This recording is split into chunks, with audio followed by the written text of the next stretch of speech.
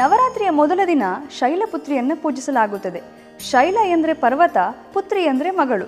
ಶೈಲಪುತ್ರಿ ಅಂದರೆ ಪರ್ವತರಾಜನ ಮಗಳು ಎಂದು ಅರ್ಥ. ನಮ್ಮ ಪೌರಾಣಿಕ ಹಿನ್ನೆಲೆಯ ಪ್ರಕಾರ ಶೈಲಪುತ್ರಿಯು ಸತೀದೇವಿಯ ಪುನರ್ಜನ್ಮ ಎಂದು ಹೇಳಲಾಗುತ್ತದೆ.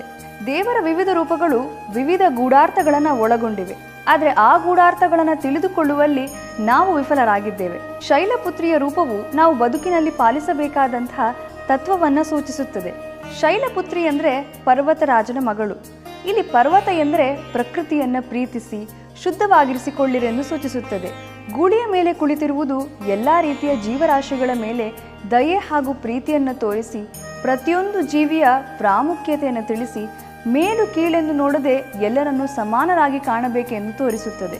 ಒಂದು ಕೈಯಲ್ಲಿರುವ ತ್ರಿಶೂಲ ತಾಪತ್ರಯಗಳ ನಿವಾರಣೆ ಹಾಗೂ ನಮ್ಮ ದುಷ್ಟತನದ ನಿಗ್ರಹದ ಸಂಕೇತವಾಗಿದೆ. ಇನ್ನೊಂದು ಕೈಯಲ್ಲಿರುವ ಕಮಲವು ವಿನಯ ಹಾಗೂ ತಾಳ್ಮೆಯ ಸಂಕೇತ.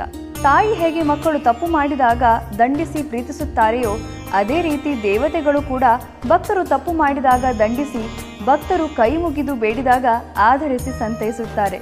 ಪಾರ್ವತಿ, ಭವಾನಿ, ಹೇಮಾವತಿ ಎಂದು ಕರೆಯಲ್ಪಡುವ ಶೈಲಪುತ್ರಿಯು ಶಾಂತಿಯುತವಾದ ನಡವಳಿಕೆಯನ್ನು ಬೆಳೆಸಿಕೊಳ್ಳಲು ಪ್ರೇರಣೆಯಾಗಿದ್ದಾಳೆ. ಆದ್ದರಿಂದ ನಾವೆಲ್ಲರೂ ನೈಜ ಮನಸ್ಸಿನ ಹೆಣ್ಣಿನ ಪ್ರತಿರೂಪಗಳಾಗೋಣ. ಇದು ನವರಾತ್ರಿಯ ಮೊದಲ ದಿನದ ಸಂಕಲ್ಪವಾಗಲಿ. ಇನ್ನು ಮೊದಲ ದಿನದ ಬಣ್ಣ ಹಳದಿ. ಇದು ಸಂತೋಷವನ್ನು ಮತ್ತು ಪ್ರಕಾಶವನ್ನು ಸೂಚಿಸುತ್ತದೆ. ನವರಾತ್ರಿಯ ಆರಂಭವು ನಿಮ್ಮ ಜೀವನಕ್ಕೆ ಹೊನ್ನಿನ ಬಣ್ಣವನ್ನು ನೀಡಿ ಜೀವನವು ಪ್ರಕಾಶಮಯವಾಗಿರಲಿ. ನವರಾತ್ರಿಯ ಹಾರ್ದಿಕ ಶುಭಾಶಯಗಳು.